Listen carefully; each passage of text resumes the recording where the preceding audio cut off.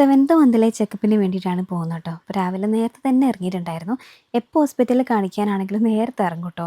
കാരണം ഒരുപാട് പേരുണ്ടാവും. നമ്മളിങ്ങനെ വെയിറ്റ് ചെയ്തുകൊണ്ടിരിക്കണ്ടേന്ന് വിചാരിച്ച്. അപ്പോൾ നേരത്തെ തന്നെ ഹോസ്പിറ്റലിൽ എത്തിയതും ഫയലൊന്ന് മാറ്റിട്ടോ. കാരണം ഫയലൊക്കെ കീറി പറഞ്ഞൊരവസ്ഥ ആയിരുന്നു. പിന്നെ ആണെങ്കിൽ നമ്മുടെ ഡോക്യുമെൻറ്റ്സും ബിൽ ഐറ്റംസൊക്കെ സെപ്പറേറ്റ് ആക്കി വെക്കണം എന്ന് വിചാരിച്ച് 2, 3 ഫയൽസൊക്കെ വാങ്ങി.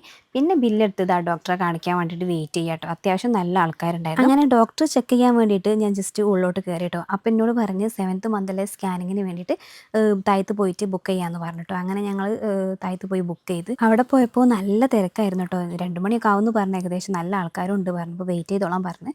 അങ്ങനെ എന്ത് ചെയ്ത് എന്തെങ്കിലും കഴിക്കാമെന്ന് വിചാരിച്ച് ഞാനൊരു ഗ്രേപ്പ് ജ്യൂസും സമോസയും കഴിച്ചിട്ടോ. പിന്നെ മറ്റേ ഷേക്കായിരുന്നു കുടിച്ചിട്ടുണ്ടായിരുന്നു ചിക്കുവിൻ്റെ. അങ്ങനെ അത് കുടിച്ച് വന്ന് കുറച്ച് നേരം ഇരുന്ന പാട്ടോ പിന്നെ ഉള്ളോട്ട് വിളിച്ചത്. ഒരു 12 മണിയൊക്കെ ആയപ്പോൾ പിന്നെ ഉള്ളോട്ട് വിളിച്ച് സ്കാനിങ്ങും കഴിഞ്ഞ് ഡോക്ടർ റിസൾട്ടൊക്കെ കാണിച്ച് നേരെ ഞങ്ങൾ അവിടെ നിന്ന് ഇറങ്ങിട്ടോ.